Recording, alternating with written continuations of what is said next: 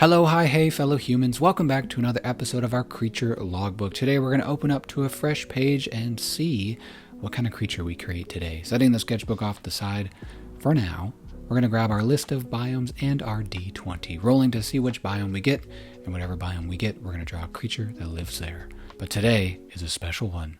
I drew number 4. My goodness, I don't even know what it is. Let's just get to it, shall we?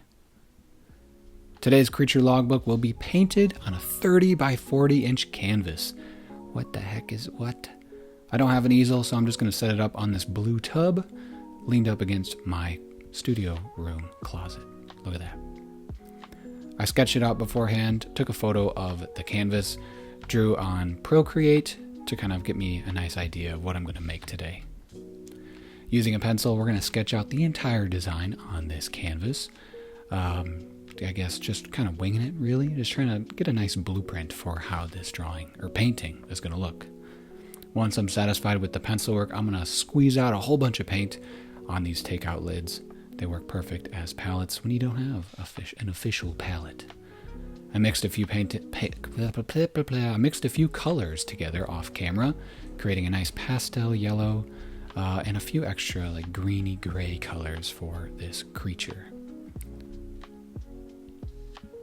Now, I had this idea of making a serpent, or I don't know.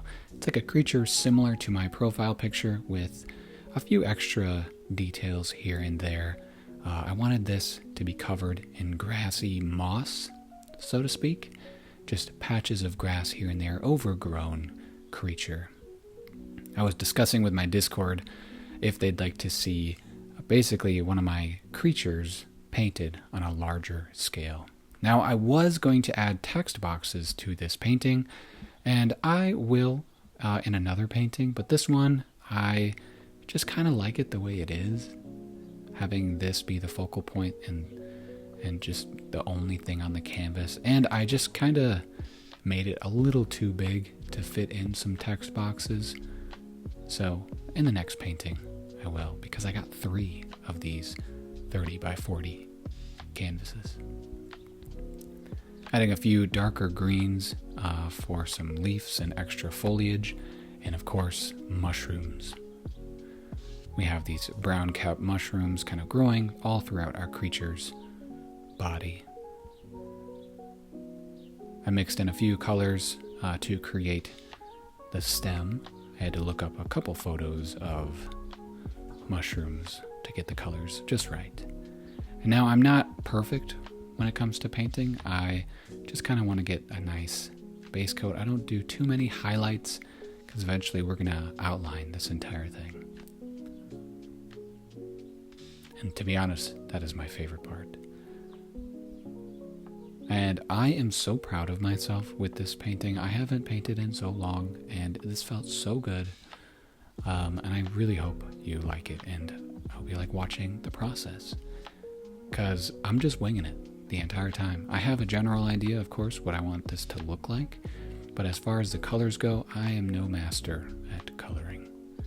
Now for the line work, we're going to grab our Ohuhu acrylic markers and just go for it. I used the brush pen for this, the brush acrylic one, and we're literally just going to outline everything. Off camera, I added a few extra details to the yellow texture. I added some like darker yellow splotches. I guess a little bit of highlights to the mushroom caps. I was just experimenting.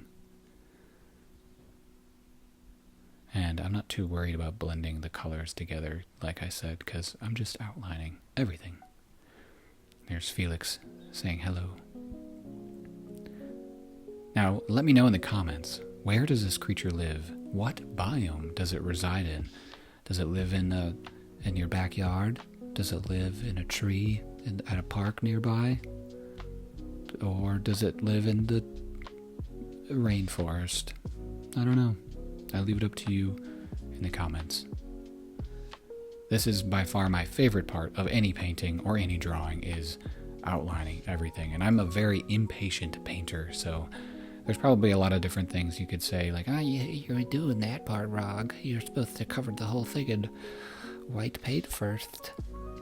Yeah, yes I was.